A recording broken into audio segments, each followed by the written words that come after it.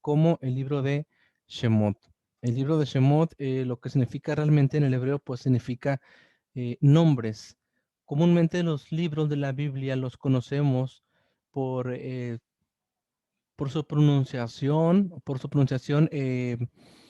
grecolatina, porque es así como hemos heredado los nombres de los libros según la versión Septuaginta, es una traducción que se hizo del hebreo hacia el griego antes de que Yeshua viniera por primera vez a este mundo. Entonces de ahí nosotros es que estamos acostumbrados a llamar los libros pues como en su orden común: Génesis, Éxodo, Levítico, Números, Deuteronomio y así sucesivamente. Pero realmente los libros de la palabra son llamados de otra forma en su connotación original, en su connotación hebrea. Y ahorita estamos estudiando las porciones, los segmentos o las parashot, en el hebreo le llamamos, del libro de Éxodo, que originalmente se le conoce, como les decía, Shemot, que quiere decir nombres. Entonces nos podemos preguntar de dónde se derivan los nombres de la Biblia y los nombres de las porciones de la Torá. Gracias, Nancy, por decir que sí, sí nos estamos escuchando. Muchas gracias, Shalom.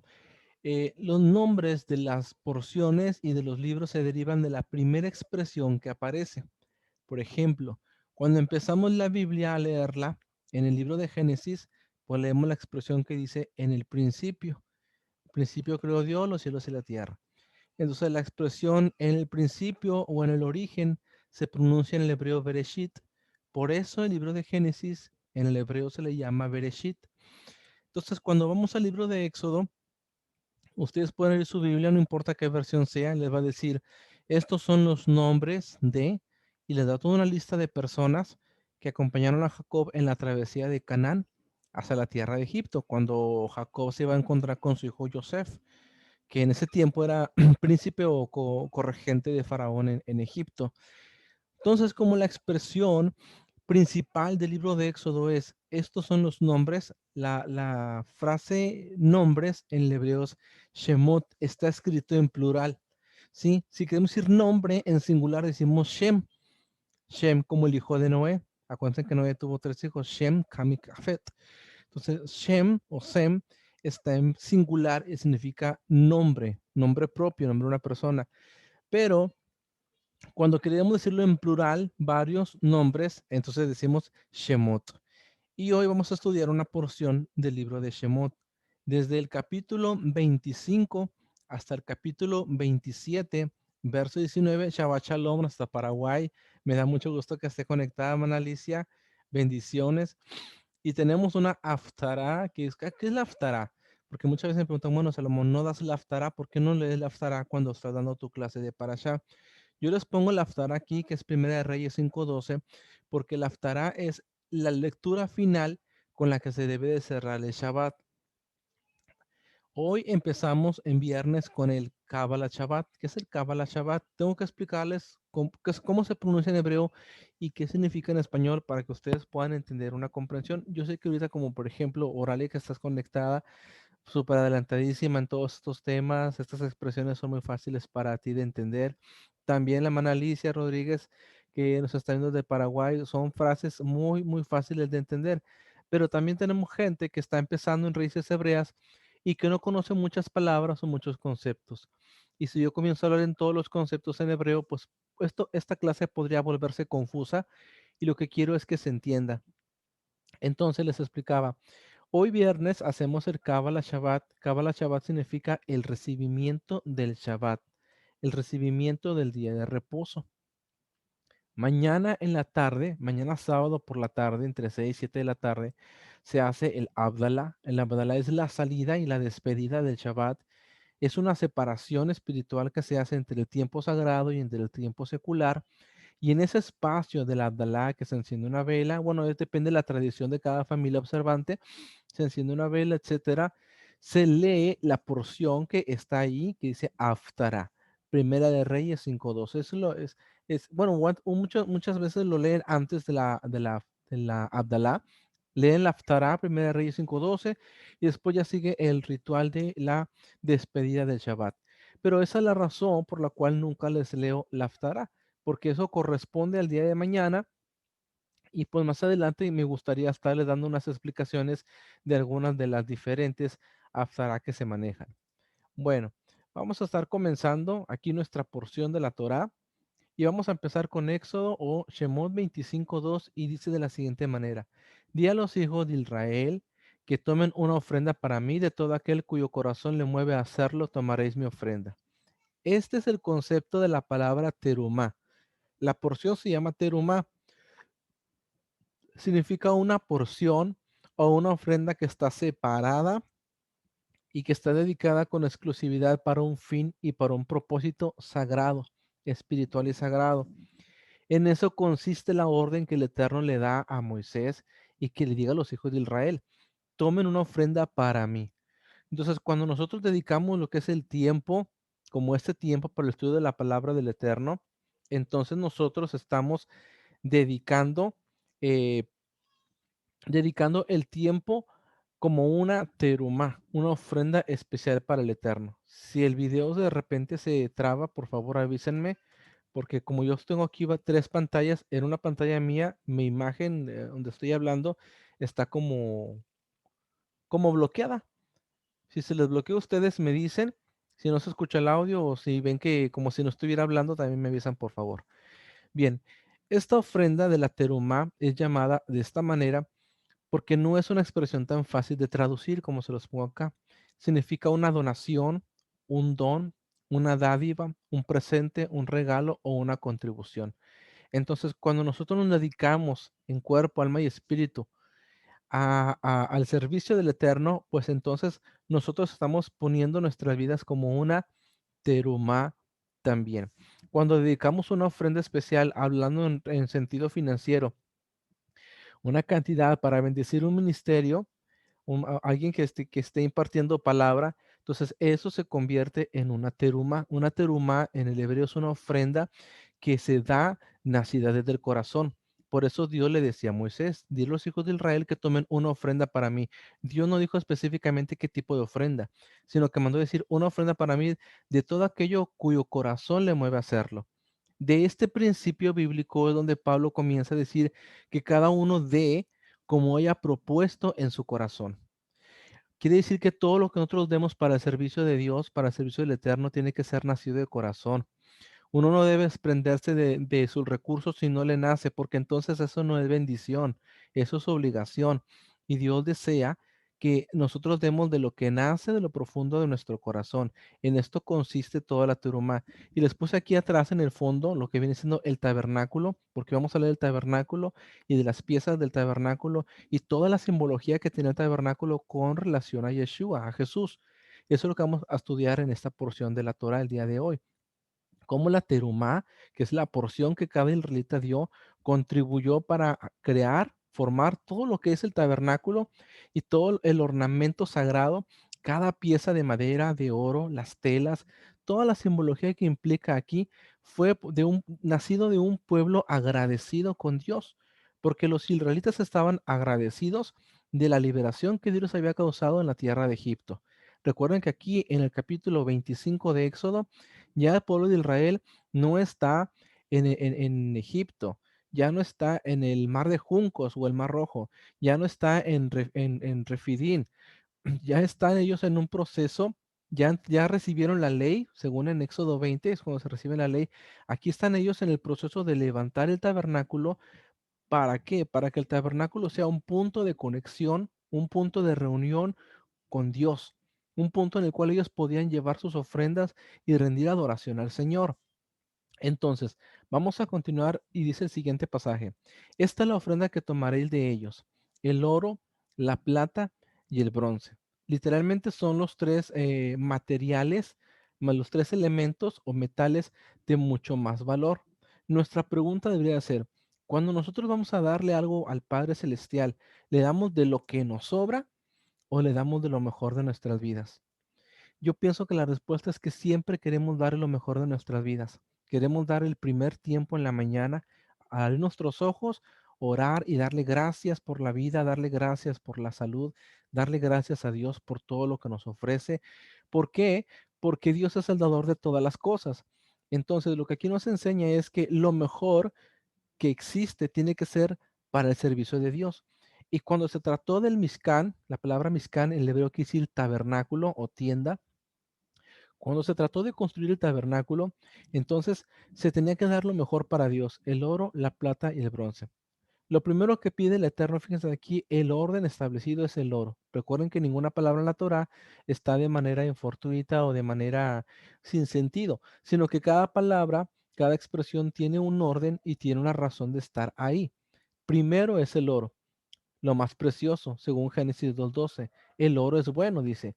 La Torah del Eterno está diciendo que el oro es bueno, así que el oro tiene valor porque la Torah le da valor. Es decir, si usted dice el oro está muy caro en el mundo o el oro es el metal más precioso y más valioso, la pregunta es ¿quién o qué cosa le da valor a ese precio del oro? Realmente se lo da la Torah, porque la Torah dice que el oro es valioso y que es finísimo.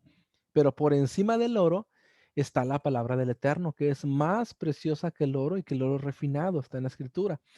Entonces, nosotros vemos que esos tres materiales fueron empleados para la edificación del santuario. Y dice también, y que hagan un santuario para mí, para que yo habite en ellos. No quiere decir que Dios necesite una casa, porque realmente el tabernáculo no puede encerrar o encriptar o comprimir todo lo que es la gloria y la majestad de Dios. No puede en ese sentido. Pero sin embargo, entonces, ¿por qué construir un Mizcán o un santuario para que Dios esté en medio del pueblo? Dios no necesitaba el tabernáculo. Los israelitas o el hombre necesita del tabernáculo. Porque Dios no tiene necesidad de acercarse al ser humano. Dios ha permanecido en su pacto, en su fidelidad, en su santidad completa y en su pureza. Él nunca ha roto ninguna alianza. Él sigue siendo fiel. La palabra dice, el hombre puede ser infiel muchas veces, pero Dios sigue siendo fiel. Entonces, quien tiene necesidad de un punto de contacto realmente somos nosotros, los seres humanos. Por eso Dios ordenó la construcción del templo, del santuario o del tabernáculo en el desierto, para bendición y para beneficio del ser humano, para que el ser humano pudiera tener un contacto con la divinidad y con la gloria divina. Una vez que el tabernáculo se erigió, se puso en pie, entonces dice la palabra que la gloria divina descendió sobre el tabernáculo en forma de fuego. Dios tiene ese deseo de estar con el hombre, pero es el hombre quien tiene la necesidad de acercarse a Dios. Quien ha fallado desde un principio no fue Dios, fue el ser humano. Se lo recuerdo en el libro de Génesis. El ser humano, Adán y Eva decidieron desobedecer las leyes y las instrucciones de Dios, cambiando la gloria divina por la instrucción del enemigo y de obedecer instrucciones equivocadas de Satanás. Entonces, como nosotros tenemos esta necesidad espiritual, entonces el tabernáculo es nuestra necesidad, el templo es nuestra necesidad. Ahora, estamos en Génesis 25. ¿Qué pasó en Génesis? En Génesis, discúlpeme, en Éxodo. ¿Qué pasó en Éxodo 20? Ocurrió el matrimonio entre el Eterno y el pueblo de Israel. Cuando leemos Génesis 20, pues todos decimos los 10 mandamientos, pero no se trata de los 10 mandamientos nada más. Es literalmente una boda. ¿Por qué? Porque Dios les recuerda, yo los traje desde Egipto hacia mí como en alas de águila y los he traído hasta mí para que seáis mi especial tesoro en medio de todos los pueblos de la tierra. Wow, o sea, Dios está diciendo que se está casando con el pueblo de Israel, ¿sí? Es la unión entre el Padre Celestial y su pueblo, y la boda ocurrió en el monte Sinaí. ¿Cuál fue la ketubá? La ketubá quiere decir el contrato matrimonial. Cuando uno se casa, tiene que firmar un contrato matrimonial civil. Quien nos casamos por una fe hebrea, también firmamos un contrato hebreo donde viene estipulado que el varón tiene que proveerle a su esposa alimento, vestimenta, intimidad, etcétera, todo, y que la mujer se ve comprometida a ser una buena mujer, una buena madre, una compañera estudiosa de la palabra, temerosa de Dios, etcétera, y así sucesivamente. Bien, entonces, cuando Dios se casa con el pueblo de Israel, también había un contrato matrimonial. La palabra del Eterno la tenemos que ver con la legalidad. Recuerden que Dios es un Dios de orden. Y en su legalidad nos preguntamos, ¿cuál era el contrato matrimonial? O la que tú va, como le decimos en hebreo. El contrato matrimonial era la Torah misma. La palabra que estaba quedando impregnada sobre las tablas de piedra eran el contrato y el testigo de que ahí estaba ocurriendo un enlace matrimonial. Ahora, cuando una pareja se casa, pues lo primero que hay que hacer después de casarse y de firmar el contrato matrimonial es una casa donde vivir, tener un lugar de intimidad donde la pareja ahora va a residir y va a ser, como decimos acá en nuestras expresiones románticas, su nidito de amor, donde van a vivir y van a mirar su vida pasar y van a ver sus hijos florecer y etcétera. Entonces, el pueblo de Israel necesitaba de una casa en la cual tener intimidad espiritual con su amado esposo, que es Dios. ¿Cuál iba a ser esa casa en la cual iba a habitar la presencia divina junto con el pueblo de Israel? Esa casa de ese matrimonio es el tabernáculo. Por eso Dios ordena. Fíjense, no fue Israel el que ordenó hacer el tabernáculo, fue Dios. ¿Cómo se llama? Voy a decirlo en el sentido alegórico, el varón, el hombre, quien manda a hacer la casa para su amada esposa. Quiero que vayan relacionándolo esto con Yeshua y con la Quejilá, con la iglesia. Cómo tiene que ver mucho el enlace matrimonial espiritual que hay acá. Entonces, manda a hacer una casa. Dice, el tabernáculo es una sombra de una morada celestial. Vamos a ver qué dice Apocalipsis 21, versículo 2 al 3 y dice, hablando el apóstol Juan. Dice, y yo Juan vi la santa ciudad, la nueva Jerusalén descender del cielo, de Dios, dispuesta como una esposa ataviada para su marido. Y oí una gran voz del cielo que decía, he aquí, fíjense la palabra, el tabernáculo de Dios con los hombres, y él morará con ellos, y ellos serán su pueblo, y Dios mismo estará con ellos como su Dios. ¿Ven cómo siempre ha sido el anhelo de Dios morar con el ser humano? ¿Por qué? Porque somos su creación, porque Él siempre quiere estar cerca de nosotros. ¿Qué nos ha separado de Dios? El pecado. El pecado es lo que crea divisiones entre nosotros y nuestro Dios. Pero sin embargo, aquí vemos el final de la revelación bíblica en el Apocalipsis. He aquí el tabernáculo de Dios con los hombres. ¿Qué quiere decir el tabernáculo o la palabra Mishkan en hebreo? Quiere decir una casa, una habitación, una morada. He aquí la morada de Dios con los hombres. Él morará con ellos y ellos serán su pueblo y Dios mismo estará con ellos como su Dios. Lo mismo que Dios le dijo al pueblo de Israel, vosotros seréis mi pueblo y yo seré vuestro Dios. Ahora vamos a ver el diseño de la casa. Dice, conforme a todo lo que te voy a mostrar, conforme al diseño del tabernáculo y el diseño de todo su mobiliario, así lo haréis. Nos podemos preguntar, ¿cuándo le mostró Dios a Moisés detalladamente cómo llevar a cabo aquí en este mundo físico el tabernáculo de adoración, el tabernáculo de reunión? ¿Recuerdan ustedes que cuando Moisés subió al monte Sinaí, no estuvo 1 ni 2 días en la cumbre del monte? Ese sostuvo por la gloria divina 40 días arriba del desierto, de la cumbre del monte Sinaí, y ahí Dios le abrió los cielos para que mirara cosas celestiales y cosas gloriosas que otro ser humano no ha podido ver. Gracias al libro de Apocalipsis, nosotros podemos entender que en el cielo habita un templo espiritual.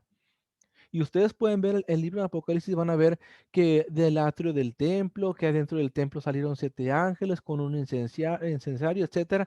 Y ustedes pueden encontrar en Apocalipsis que en el cielo hay un templo donde Yeshua entró y purificó y limpió todos nuestros pecados por completo.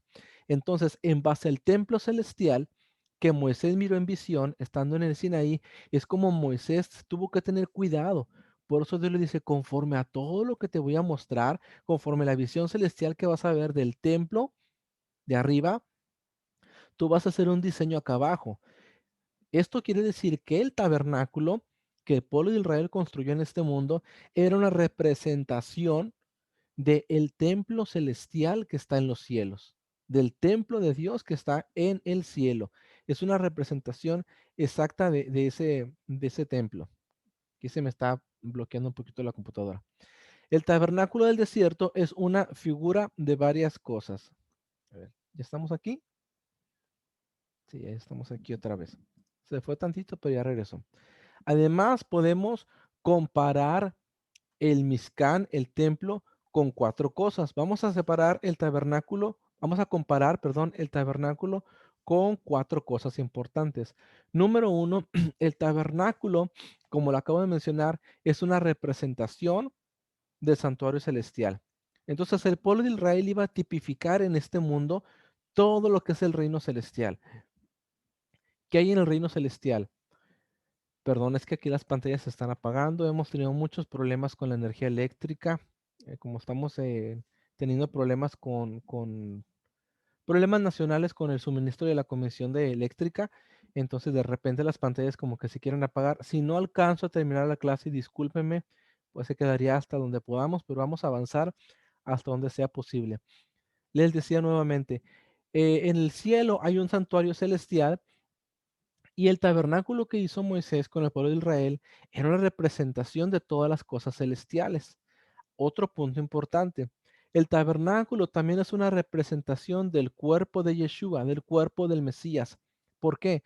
Porque cada aspecto que había dentro del tabernáculo, por ejemplo, el altar, la mesa de los panes de la proposición, el menorá o el candelabro, como muchos le conocen, el arca de la alianza, todas las piezas que estaban dentro del tabernáculo tenían una simbología directamente apuntando hacia la obra mesiánica de Yeshua, de Cristo. Entonces, también es una representación del cuerpo mismo del Señor. Tercer punto es que el tabernáculo también puede ser comparado con el cuerpo del creyente, con su cuerpo y con mi cuerpo físico. ¿Por qué? Porque el santuario, pues como su nombre lo indica, era un lugar santo. La palabra santo en el hebreo se pronuncia kadosh, que quiere decir separado, consagrado y dedicado. El Mizcal, el tabernáculo, estaba dedicado y consagrado para el servicio de las cosas sagradas. No entraba nada inmundo. No cualquiera podía entrar. Había un límite. En el atrio podía estar parte de la población israelita. En el lugar santo ministraban nada más los Cohen, que eran los sacerdotes, la familia de Leví y por grupos, estaban segmentados. Pero al lugar santísimo, que en el hebreo se le conoce como Kadosh Kadoshim, o el lugar Kadoshim, lo más santo del tabernáculo, solamente podía entrar el sumo sacerdote. ¿Quién era el sumo sacerdote en los días de la construcción del tabernáculo, que eran los días de Moisés? Su nombre es Aarón. Aarón era hermano de Moisés y él era el único que podía ingresar hacia el área de el lugar santísimo donde se encontraba el arca de la alianza. Ahorita vamos a ver el arca de la alianza y cómo estaba compuesta y qué contenía dentro. Solamente él podía entrar a esa área y no podía hacerlo pues cada vez que le pareciera bonito o cada vez que quisiera hablar con Dios, sino que lo hacía una vez en todo el año. Y cuando lo hacía una vez en todo el año, lo hacía en el día de la expiación o en el día del perdón, que se le conoce como Yom Kippur. El Yom Kippur siempre oscila a finales de septiembre o los primeros días de octubre. Es un día de ayuno nacional en todo Israel. Ayunamos en donde quiera que el creyente esté en el mundo, es mandamiento, está escrito, ayunaré y afligiréis vuestras almas, es día de expiación para el Eterno. Ok, entonces es una representación del cuerpo del creyente, porque así como el templo requería de tener cierta santidad, también nosotros debemos de ser un templo que esté dedicado por completo personalmente a el Señor. O sea, no podemos permitir que nada inmundo llegue a nuestras vidas o que nos afecte, mejor dicho, sino que debemos de mantenernos en la integridad, en la santidad y en la pureza que demanda el ser un templo de la presencia, donde reposa la presencia del Espíritu de Dios. Y lo último es que el Mizcán puede ser comparado con la congregación del Mesías, o lo que traducimos como iglesia también. ¿Por qué? Porque el pueblo de Dios debe tener la pureza y la santidad que tenía el santuario. La pureza que tenía aquel santuario debe ser transferida a cada creyente y que todos como cuerpo de Yeshua, como iglesia, como congregación, como pueblo del Eterno, debemos de poseer ese mismo nivel de santidad. Y ese es un compromiso que todos nosotros como colectivo, como pueblo, como nación dispersa, tenemos que tener delante del Padre. Es un compromiso de santidad, es un compromiso de pureza. Y aunque sabemos que no es nada fácil y que como seres humanos podemos fallar, debe de estar siempre el interés y de la perseverancia, de que si hemos fallado, como está escrito, abogado tenemos delante del Padre a Yeshua nuestro Mesías. Dice el versículo 10. Harán también un arca de madera de acacia, su longitud será de 2 codos y medio, su anchura de 1 codo y medio y su altura de 1 codo y medio. Bueno, en aquellos tiempos no se usaba el sistema métrico decimal, ni tampoco se utilizaba el sistema imperial, que es el que se maneja en Estados Unidos y creo que el Reino Unido. Se manejaba un sistema muy diferente aquí. Entonces, pues dice, su longitud era de 2 codos y medio. Prácticamente, pues un codo es esto. Hacían 2 codos, es como 1 metro y medio aproximadamente. Para hacerlo en 1 metro 40, 1 metro 40, 1,50 era la longitud, y ahí vienen las medidas. Pero acá lo que estamos viendo es la otra connotación o el otro lado del mensaje. El Eterno inicia su obra desde adentro, el hombre inicia de afuera hacia adentro. ¿Qué quiere decir esto? Fíjense en que el Eterno ordena que el arca se haga principalmente de madera. ¿A ustedes les parece que algo de madera se vea muy bonito o muy atractivo? En realidad no. ¿Por qué? Porque el Eterno así comienza a trabajar desde adentro de nosotros hacia afuera. Y el ser humano no, el ser humano siempre trata de hacer las cosas al revés, en contraposición de las órdenes de Dios. Entonces, quiere decir que Dios, como está escrito en 1 Samuel capítulo 1, Dios no mira las cosas como las mira el ser humano. Dios mira todo de una manera muy distinta. Ahora vamos a ver de qué estaba revestida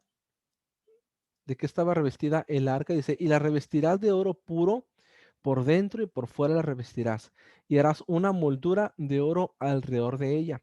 ¿Por qué de madera cubierta con oro? ¿Por qué tenía que ser, permíteme un segundo, por qué tenía que estar cubierta de oro todo lo que es aquella madera? ¿Qué es lo que le estaba dando a entender? Fíjense, vamos a ver el siguiente versículo para que podamos descifrarlo. Y pondrás en el arca el testimonio que yo te daré. Como el tabernáculo simboliza al hombre, el arca simboliza el corazón, lo más íntimo dentro del arca, que había tres cosas. Ahora, la razón por la cual el arca estaba hecha de madera, pero recubierta de oro, es una representación directa de Yeshua, del Mesías, y eso lo publiqué hace rato en mi cuenta de Facebook. Fue como un adelanto que quise dar de la clase. La madera, como les digo, a simple vista, pues no es atractiva, o más que atractiva, no se le da un valor importante, un valor costeable, porque pues ¿quién puede pagar por una caja de madera? Pues unos cuantos centavos. Pero ¿quién puede pagar por una caja que está bañada y cubierta de oro y totalmente hermosa, llena de oro? Pues mucha gente pagaría por un objeto que tenga esas dimensiones y que esté cubierta de oro. Entonces el arca de la alianza, en sus dos elementos, la madera y el oro, está representando a Yeshua en sus dos manifestaciones o en sus dos venidas. En forma de madera está representando, como está escrito en el profeta Isaías, mas le veremos nosotros, pero sin hermosura y sin parecer, sin nada atractivo en él. Isaías 53, así nos describe a Yeshua, como un personaje del cual la gente no tendría ningún interés, ningún parecer hermoso en él y nada que verle atractivo. Pero en su segunda venida está escrito también en la palabra del Eterno, los profetas, que Él será el sol de justicia, el cual trae la salvación. O sea, lo revela con un brillo, con una hermosura, con un resplandor. El libro de Mateo también lo dice, que vendrá el Hijo del Hombre en gloria y en poder. En gloria y en poder quiere decir en hermosura, en majestad. ¿Por qué? Porque viene a reinar. Entonces, el arca de la alianza, como les digo, en sus dos elementos, está siendo una simbología directa de las dos manifestaciones de Yeshua, primer y segunda manifestación. Y aquí leemos, como el tabernáculo simboliza al hombre, el tabernáculo puede simbolizarnos a nosotros y la necesidad de nuestra espiritualidad. El arca del pacto, que como les comenté, estaba hasta dentro del lugar santísimo, revela lo más íntimo del ser humano, es como una simbología del corazón. Ahora, ¿qué había en el corazón del tabernáculo? ¿Qué había dentro del arca de la alianza? Estaban estos elementos: las dos tablas del testimonio que representaban la Torá, los 10 mandamientos. Había uno Omer de maná, que está en Éxodo 16, 32, 34, que es el Omer de maná. Es una pieza, una medida en volumen, esa expresión, una medida en volumen del alimento que el pueblo de Israel estuvo levantando de lo que el Eterno les mandó 40 años cuando ellos estaban en el desierto, ¿sí? Y también está la vara de Aarón reverdecida según Números 17, versículo 5. Vamos a continuar, dice, harás además un propiciatorio de oro puro, su longitud será de 2 codos y medio y su anchura de 1 codo y medio. Em, y medio. ¿Qué es el propiciatorio? Es una ilustración del trono de gloria celestial.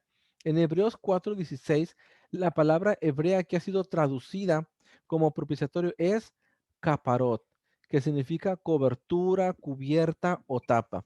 El propiciatorio del tabernáculo era la tapa que se colocaba por encima del arca de la alianza.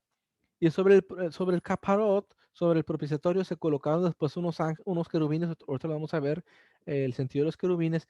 Pero lo que les quiero decir aquí es que el caparot, que es como una tapa, cubría el pacto. Lo resguardaba el pacto de que no fuera perjudicado, de que no fuera dañado. Y sobre esa tapa de oro, el propiciatorio, el sumo sacerdote entraba en el día de Yom Kippur. Es que el tabernáculo tiene bastante conexión con el libro de Hebreos. El libro de Hebreos no puede ser interpretado de otra manera más que la perspectiva hebrea y en el pensamiento del día de Yom Kippur, el día de la expiación. Entonces entraba el sumo sacerdote y colocaba la sangre sobre esa tapa de oro y ahí la vertía. Entonces la gloria divina descendía y se manifestaba y hablaba directamente con el sacerdote, y el sacerdote podía moverse dentro del lugar santísimo trayendo el incienso, regándolo por todos lados, trayendo la ofrenda para el Eterno, para que Dios perdonara a la nación de todos sus pecados por un año más. O sea, era todo un proceso maravilloso, un proceso hermosísimo en realidad, pero era algo demasiado sagrado que requería demasiada pureza ritual, pureza física, pureza espiritual, en fin. Entonces, aquí tenemos el propiciatorio, que es donde se depositaba la sangre de la víctima. Dice, harás igualmente 2 querubines de oro, los harás de oro labrado a martillo en los dos extremos del propiciatorio. Como le decía, los 2 querubines, así como los ilustro aquí, se colocaban arriba del propiciatorio. Esto que ven aquí como una cerquita, se los pongo aquí con el cursor. Esto aquí como una cerquita, esta tapita, esto es el propiciatorio. Y como ven aquí como un brillo descender, es cuando la gloria divina, la Shejinah, el resplandor, el esplendor de Dios, se manifestaba en el pueblo de Israel y el sumo sacerdote se comunicaba directamente con Dios. O sea, esto va más allá de la super tecnología que tenemos ahora. Si ustedes lo quieren desde el punto de vista tecnológico, esto va más allá de la comprensión del ser humano, porque estamos hablando de la conexión de un mundo físico con un mundo espiritual, de un mundo degradado por el pecado, intentando comunicarse con el mundo celestial superior donde habita la presencia divina. O sea, no era nada fácil, no era nada sencillo, era un proceso que obviamente requería de una conexión bien diseñada. ¿Y cómo le hacían para que la conexión no hubiera interferencia, no hubiera falla?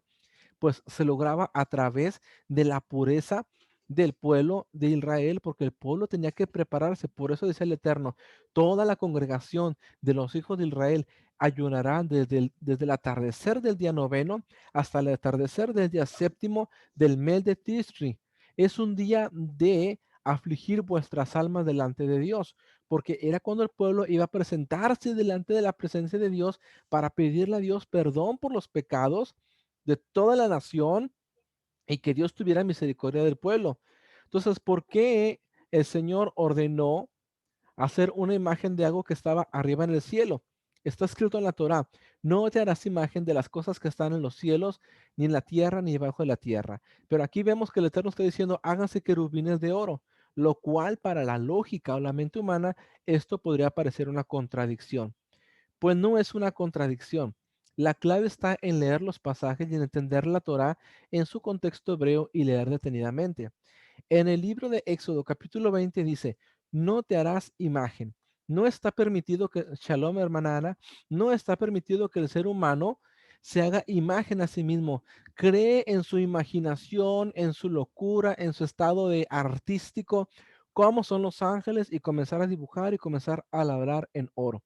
En cambio, la orden que vemos aquí en Éxodo 25:18 dice, harás igualmente 2 querubines de oro. ¿Cómo los va a hacer Moisés? No de su propia imaginación, no de su propia creatividad. Recuerden cuando empezamos esta parasha, conforme a todo lo que te será mostrado, lo harás. Quiere decir que Moisés tuvo el privilegio y la bendición de ver los querubines y le fue permitido, fue la única ocasión que la escritura permitió a un hombre crear una figura de algo celestial, que son los querubines, y labrarlos como una representación que estuvieran aquí en la tierra. Nadie se inclinaba ante los querubines, nadie le pedía a los querubines intercesión, nadie le rezaba a los querubines, eran simplemente piezas que estaban representando cosas celestiales y la única ocasión permisible que se le permitió a un hombre, a Moisés, hacerlas. Tercero, fue en base a lo que Moisés miró en el cielo. Por lo tanto, Moisés no estaba rompiendo el mandamiento que decía, no te harás imagen, porque él no se estaba haciendo imagen a su parecer, sino que estaba haciendo una réplica de lo que se le permitió ver en determinado momento. Vamos a continuar con el verso 20 y dice, y los querubines tendrán extendidas las alas hacia arriba, cubriendo el propiciatorio con sus alas, uno frente al otro. Los rostros de los querubines estarán vueltos hacia el propiciatorio. Hoy en nuestros tiempos vemos que hacen todo tipo de imágenes, ¿sí? Todo tipo de estructuras para rezar. No quiero entrar en detalles porque son tantas y tantas que existen, pero todo fruto de la imaginación y la creatividad del ser humano.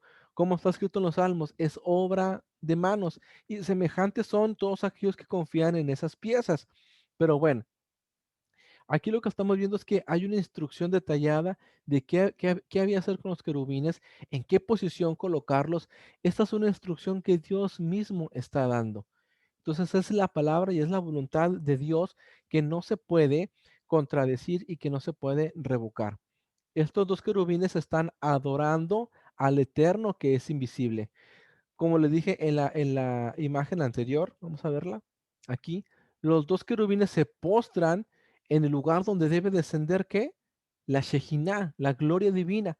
Entonces, es una representación de que en el cielo, toda la corte celestial y toda clase de seres espirituales en el cielo, arcángeles, ángeles, serafines y querubines, todos rinden adoración a aquel que es la gloria del Dios de Israel. Seguimos. Dice, y pondrás el propiciatorio encima del arca. Esto ya se los expliqué, era como una tapadera o una tapa. Y en el arca pondrás el testimonio que yo te daré, es decir, toda la Torah. Allí me citaré contigo. Wow, como decía el principio, el tabernáculo, esta imagen que ven atrás de mí, era una casa donde Dios podía tener contacto directamente con el pueblo de Israel. Dice, allí me citaré contigo y de sobre el propiciatorio, de entre los dos querubines que están sobre el arca del testimonio, te hablaré acerca de todo lo que he de darte por mandamiento para los hijos de Israel. Era como una casa, el tabernáculo era como una casa para Israel y para Dios, y el arca de la alianza era como el artefacto de la comunicación espiritual, era como un teléfono de altas dimensiones, de altas dimensiones, tengo mi perrita aquí, de altas dimensiones para poder comunicarse directamente con Dios. ¿Sí? Entonces, la presencia de Dios es nuestro punto de reunión. A final de cuentas, aquí no se trata tanto no se trata tanto de determinar el tabernáculo o también de el mismo el arca de la alianza. Aquí se trata de entender el significado espiritual que radica en todo esto. Vamos a continuar. El siguiente pasaje nos dice, harás asimismo una mesa de madera de acacia, su longitud será de 2 codos, su anchura de 1 codo y su altura de 1 codo y medio. Esta es la mesa de los panes de la proposición. La mesa representa la provisión del Eterno para el mundo. En primera instancia, pues para Israel, porque Israel se le dio primero este mandamiento. Por eso no podía estar vacía en ningún momento. Esta mesa siempre tenía 12 panes encima y a su tiempo los levitas se encargaban de retirarlos antes de que entraran en descomposición y los reponían por otro grupo de 12 panes, siempre representando a cada una de las tribus de Israel, ¿sí? Y como les acabo de mencionar, es una simbología de la provisión de Dios para con su pueblo todo el tiempo. Vamos a seguir, dice, y pondrás sobre la mesa el pan de semblantes perpetuamente delante de mí. Es decir, no podían faltar. El pan tenía que estar siempre, constantemente en las mesas. Esto es una simbología de la provisión física del alimento que Dios proveía al pueblo de Israel, que sabemos que en ese tiempo era el maná. Pero tenemos que ver también el tabernáculo desde la connotación espiritual. Entonces, también eso significa que Dios siempre provee a su pueblo del alimento que viene del cielo. Cuando Yeshua estuvo aquí, él afirmó y dijo ser que él era el pan que había descendido del cielo. Vuestros padres comieron el maná en el desierto y esa generación murió, dijo Yeshua. Pero yo soy el pan que ha descendido del cielo. Entonces, una mesa es un lugar de encuentro donde hay una relación íntima entre personas.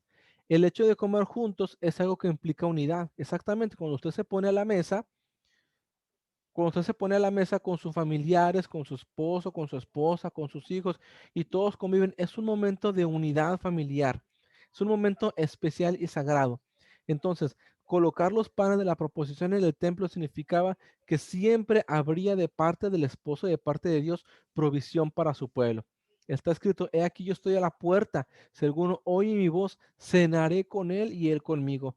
Todo es una cuestión de alimento espiritual. También continuamos en el versículo 31 y dice, harás además un candelabro de oro puro. El candelabro, su base y su caña han de hacerse labrados a martillo. Sus cálices, sus botones y sus flores serán hechos de él. El candelabro en hebreo lo que conocemos como menorá, ¿sí? La menorá consistía de siete bracitos, así como lo están viendo aquí, y cada uno está haciendo una representación del Espíritu de Dios en sus siete manifestaciones que reposaron en la persona de Yeshua. ¿Sí? Entonces el candelabro es un símbolo tanto de la Torá, que es la palabra de Dios, como del Espíritu. Vamos a verlo por qué. De la Torá, porque está escrito en el Salmo 119, 105. Lámpara es a mis pies tu palabra y lumbrera para mi camino. En Proverbios 23 está escrito, porque el mandamiento es lámpara y la instrucción es luz, y camino de vida la reprensión de instrucción. Quiere decir que la menorá o la lámpara es un símbolo también de toda la Torah. Cuando una persona estudia, conoce y practica la Torah, no puede errar en el camino. ¿Por qué no puede errar? Porque la palabra de Dios lo guía. Errar quiere decir tropezar, caer o desviarse. Una persona que siempre está confiando en la palabra de Dios, no tropieza, porque la palabra se transforma como una lumbrera para su camino y lo guía, como está escrito, para andar en caminos de rectitud y de justicia y de santidad. Ahora el Espíritu Santo también está representado en la menorá, porque está escrito en Isaías capítulo 1, versículo 1, 2, y reposará sobre él. ¿Quién es él? El Mesías, el Espíritu de Hashem, el Espíritu de Dios, Espíritu de sabiduría y de inteligencia, Espíritu de consejo y poder, Espíritu de conocimiento y Espíritu de temor de Dios. Estos siete espíritus, esas siete menciones, son los siete espíritus que están siempre en presencia de Dios y que son la múltiple naturaleza manifestada del Espíritu Divino que reposó en la persona del mismo Yeshua. Por lo tanto, el tabernáculo era muy hermoso por dentro, por todo el oro y las descripciones que estoy diciéndoles, pero no era muy atractivo por fuera. Es decir, desde lejos el tabernáculo no llamaba mucho la atención. Se miraba como una caja alargada cubierta de muchas pieles, porque estaba cubierto de pieles. Pero al entrar dentro del tabernáculo, uno podía descubrir la belleza y el esplendor que tenía. ¿Qué quiere decir esto en la Torah? Recuerden que todo es espiritual. Así es el reino de los cielos. No es muy atractivo desde afuera para el mundo. Cuando el mundo por naturaleza tiene la perspectiva del pecado, no ve muy atractivo estar en el reino de los cielos, estar en las cosas de Dios. Pero cuanto más profundice el hombre en las cosas de Dios, puede encontrar la belleza y la riqueza que necesita en ello. Por ejemplo, Mateo 13:44 dice, el reino de los cielos es semejante a un tesoro escondido en el campo, que al encontrarlo un hombre, lo vuelve a esconder y de alegría por ello va, vende todo lo que tiene y compra aquel campo. Tenemos que entender la belleza de lo que es el mundo espiritual. Más adelante nos dice el verso 31, harás además un velo de lana azul, lana púrpura, lana carmesí y lino trenzado, será hecho con querubines, obra de diseñador. La palabra hebrea que ha sido traducida como velo es parohat. ¿Qué significa la palabra parohet? Significa partición, separación, simboliza el cuerpo del Mesías como está escrito en Hebreos 10, 19, 20, que dice de la siguiente manera: entonces, hermanos, puesto que tenemos confianza para entrar al lugar santísimo por la sangre de Yeshua, por un camino nuevo y vivo que Él dedicó para nosotros por medio del velo, es decir, su carne. El escritor al hebreo se está diciendo que el velo en el tabernáculo era una representación de la carne de Yeshua mismo. Cuando Yeshua murió, dice la palabra que el velo del templo se rasgó de arriba hacia abajo. La expresión de arriba hacia abajo quiere decir que esto no fue una actividad hecha por la mano del hombre, porque el velo tenía un grosor tan difícil, tan ancho, que no se podía partir fácilmente, mucho menos de arriba hacia abajo, sino que fue por voluntad de Dios que el velo se rasgó. Y si el velo está representando la carne de Yeshua, está representando que el cuerpo de Yeshua, su sacrificio y su dolor y la laceración en su cuerpo es una representación de nuestro acceso a la presencia de Dios a través de la persona y de la obra de Cristo Jesús, de Yeshua. Ahora, el verso 33 dice: colgarás el velo debajo de los broches y pondrás allí detrás del velo el arca del testimonio, y el velo os servirá como división entre el lugar santo y el lugar santísimo. Recuerden siempre que en la palabra está bien marcado que Dios hace división entre lo que es santo y entre lo que no lo es. Entonces, el velo que estaba en el tabernáculo separando del lugar santo, el lugar santísimo, era como un intercambio de dimensiones. Es como lo que hacemos ahora el viernes. El viernes a la tarde termina el tiempo secular, se queda atrás, pero comienza un velo, una división, y comienza el tiempo divino, el tiempo sagrado para el Señor. Empieza el Shabbat, donde ya no tomamos nuestras decisiones, no hacemos lo que nos parece, sino que nos metemos y nos sujetamos a la autoridad del Padre Celestial directamente. Esa es la diferencia de saber entender el concepto del velo. Es como un cambio de dimensión, un cambio de espacio. Entramos del espacio común al espacio sagrado. Ya ahorita estamos en el espacio sagrado, en el tiempo dedicado para Dios. Dice también el versículo 1 del capítulo 27: harás también el altar de madera de acacia, de 5 codos su longitud, de 5 codos su anchura. El altar será cuadrado y de 3 codos su altura. Aquí me detengo un poco. Si ustedes han sabido discernirlos o no, se los voy a decir. La construcción y edificación del Mishkan, del tabernáculo, no comenzó de afuera hacia adentro, sino como se lo dije hace rato, sino de adentro hacia afuera. ¿Qué empecé a describir? El lugar santísimo, lo más reservado del tabernáculo, donde estaba el arca del pacto, ¿sí? Y que había dentro del arca del pacto estaba la vara de Aarón, estaba el homer del maná y estaban las tablas de la ley, el corazón, lo interior. De ahí salimos hacia el lugar santo. ¿Qué había en el lugar santo? El incenciario, la mesa de los panes y la menorá, la lámpara. Y ahora vamos para afuera. Del lugar santo, del lugar santísimo, sales al lugar santo. Y del lugar santo sales al atrio, la parte de afuera de la tienda, acá, donde está el sacerdote. ¿Sí lo pueden ver? Aquí, a la parte de afuera. Y en la parte de afuera es donde estaba el altar, el altar en el cual era una clase, no era como los altares de las iglesias cristianas que ahora a una barra de madera le dicen altar y que venga el altar de Dios. No, esos no son altares, esos son reclinatorios de oración, hay que llamarlo por su nombre. Un altar, bíblicamente, era una clase de asador, pero muy grande, como aquí lo dice, de 5 codos su longitud y 5 codos de anchura. Era un cuadrado perfecto que funcionaba como un asador, donde se colocaba la carne de las víctimas, de las ofrendas, y de ahí se salía lo que es el humo, se elevaba el humo para la adoración a Dios. Entonces, el atrio simboliza el cuerpo, el lugar santo simboliza el alma inferior, y el lugar santísimo, lo más adentrado del tabernáculo, simboliza el espíritu, o se le conoce también en el judaísmo como el alma superior, la conciencia más alta y más íntima del ser humano. En los tres lugares, como les decía, en el atrio, en el lugar santo y en el lugar santísimo, hay fuego y hay luz. Hay luz y fuego en el altar. porque está escrito que siempre tenía que estar encendido el fuego del altar. Fue el fuego del cielo el que bajó sobre el altar e inauguró el Mishkan, el tabernáculo. De ahí en adelante el fuego nunca se podía apagar. ¿Por qué no se podía apagar? Porque ese fuego había provenido de la presencia de Dios. Lo único que podía darle autenticidad al tabernáculo de que era algo dedicado por Dios, algo dirigido por Dios, era el fuego celestial.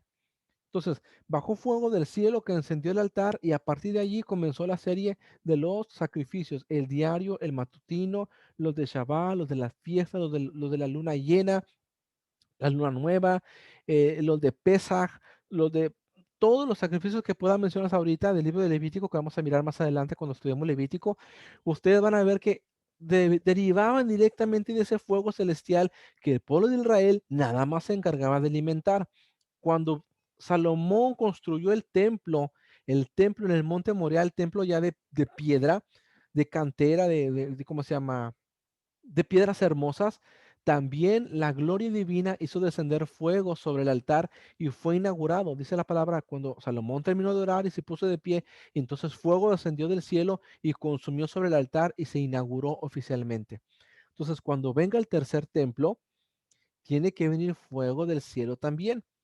Y ese es otro tema, ¿cómo va a descender fuego del cielo para el tercer templo? Bien, ahora estamos con el altar. Ahora vamos al lugar santo, donde pueden entrar los sacerdotes. También hay luz y fuego. ¿En dónde están? Están en la menorá. La menorá no podía nunca dejar de estar brillando y era alimentada directamente con aceite de olivo. Ahora, en el lugar santísimo, si solamente entraba una sola vez el sumo sacerdote, entonces, ¿cómo es que estaba luz y fuego ahí? Estaban allí porque ahí reposaba el fuego de la gloria de Dios. La nube de la gloria de Dios que se reposaba sobre el tabernáculo reposaba directamente sobre la región del lugar santísimo, donde estaba el arca de la alianza. Ahí reposaba el fuego de la presencia de Dios. Cuando el fuego de la presencia se alzaba por encima del tabernáculo, entonces era una señal de que si la nube se levantaba, el campamento de los hijos de Israel tenían que rápido guardar sus tiendas, sus ropas, sus cosas, agrupar a sus rebaños y tenían que caminar hacia donde la nube se fuese moviendo. Y hacia donde la nube iba, los hijos de Israel la seguían. Esta era una dirección gloriosa, una dirección divina. Entonces, en los tres lugares también vamos a encontrar la provisión de Dios, la comida. En el atrio hay carne, hay vino y pan, que era lo que se traía. Las ofrendas las ofrendas ganaderas, se traía el vino también del regocijo y se traían las ofrendas de cereal, que son las ofrendas de pan también. En el lugar santo también hay pan. ¿Por qué hay pan? Porque están los panes de la proposición, los 12 panes que les expliqué que se tenían que cambiar cada cierto tiempo. En el lugar santísimo, ¿qué pan es lo que está? Está el maná. Les expliqué que dentro del arca de la alianza está un omer, que es una medida del maná que descendió del cielo. O sea, ustedes están viendo aquí que hay fuego y hay alimentación siempre en la casa de nuestro Dios.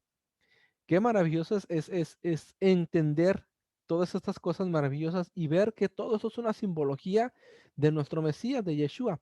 Dice el versículo 16. Sí, dice, y para la puerta del atrio, fíjense cómo en cada apartado hay puertas, hay velos, son cambios de dimensiones. Una cosa es estar en el atrio, ser un espectador, un oferente. Otra cosa es ser partícipe, entrar al lugar santo. Y otra cosa es llegar a tener intimidad espiritual hasta dentro, el lugar santísimo. Pero para cada nivel o para cada dimensión hay divisiones, hay puertas. Entonces, quiere decir que la expresión puerta en el hebreo tiene una connotación muy importante y me gustaría más adelante estudiarla con ustedes también. Son tantas cosas que quisiera compartirles que si nos vamos a ver ahorita el misterio de las puertas, se nos va a ir el tiempo y este en vivo nunca terminaría. Dice, para la puerta del atrio, una pantalla de 20 codos de lana azul, lana púrpura, lana carmesí, lino trenzado de labor de recamador. Sus pilares serán 4 y sus bases 4. En total, había tres cortinas que produjeron tres divisiones en el santuario. Cada cortina representa un nivel diferente de santidad, exactamente. En el atrio podían entrar todos los israelitas que estaban ritualmente puros. Claro, no cualquier persona. Solamente las personas que estuvieron ritualmente puros podían entrar ahí. Y más adelante vamos a ver qué era esto puro o no estar impuro. Es lo que se conoce como el estado de Tamé y el estado de Tajor. Lo que está calificado para estar cerca del santuario y lo que no está calificado en ese momento para estar cerca del santuario. Entonces, en sentido general, cualquier israelita que estuviera ritualmente puro podía estar en presencia del altar, pero en el lugar santo solo podían entrar los sacerdotes, que eran los descendientes de la casta de Leví, ¿sí? Los descendientes de Leví. Ahora, en el lugar, perdón, se me fue. En el lugar santísimo solo podía entrar el sumo sacerdote una vez al año. ¿Dónde podría entrar usted ahora? ¿Solamente el atrio o solamente el santo? ¿O tiene usted a alguien que pueda ayudarle a acercarse al lugar santísimo? Yo creo que tenemos a alguien que puede acercarnos al lugar santísimo, el cual es Yeshua, porque la palabra dice que él se hizo sumo sacerdote. En el lugar santísimo no entraban ni los sacerdotes ni los levitas, entraba el sumo sacerdote. ¿Qué es el sumo sacerdote? En hebreo le conocemos como Cohen Agadol, el sacerdote más alto, el más sagrado, el que tiene la mayor conexión espiritual con Dios y que representaba al pueblo de Israel, que en su momento fue Aarón, y cuando Aarón murió, le cedió el lugar a su hijo, y así sucesivamente se fue una cadena de sumos sacerdotes, pero la palabra nos dice en el libro de Hebreos que nosotros tenemos un nuevo sacerdote, un sumo sacerdote que está sentado a la diestra de Dios y que intercede directamente por nosotros. Aarón intercedía por el pueblo de Israel, por los pecados de la nación, pero nosotros tenemos a Yeshua, nuestro Mesías, que intercede todo el tiempo por nosotros y que es el que se presenta constantemente, se presenta al Padre una vez y para siempre, mostrando Él sus heridas y teniendo el poder, la capacidad y la virtud de perdonar nuestros pecados. Es maravilloso saber que contamos con un sumo sacerdote en los cielos que puede tener misericordia de nosotros, que puede perdonar nuestros pecados y que puede llevarnos hasta la presencia del Padre Celestial. Y como está escrito en la carta a los Hebreos, dice, acerquémonos confiadamente, confiadamente, no dice con titubeos, con temores, con aflicciones, confiadamente al trono de la gracia. Podemos acercarnos a la presencia de nuestro Padre Celestial con total confianza de que Él nos va a escuchar y nos va a atender. ¿Para qué nos va a atender nuestro Padre Celestial? Para llevar nuestra terumá, nuestra porción separada para Él. Que este Shabbat se convierta en una terumá de ti para el Padre Celestial. Que le demos lo mejor de nuestras vidas, lo mejor de nuestros cantos, lo mejor de nuestro tiempo, lo mejor de nuestra oración, lo mejor de nuestra alabanza, lo mejor que hay en nosotros, dedicarlo para Él en este día santo, que es el día que Él ordenó que guardáramos por generación en generación en generación. Que el Eterno los bendiga y los guarde. Muchas gracias por estar aquí conmigo y me dan permiso de entrar a sus hogares, a sus vidas y compartirles de la palabra del Eterno. Shabbat Shalom para todos. Que el Eterno los guarde y bendiga. Los quiero mucho. Gracias por estar acá. Shalom.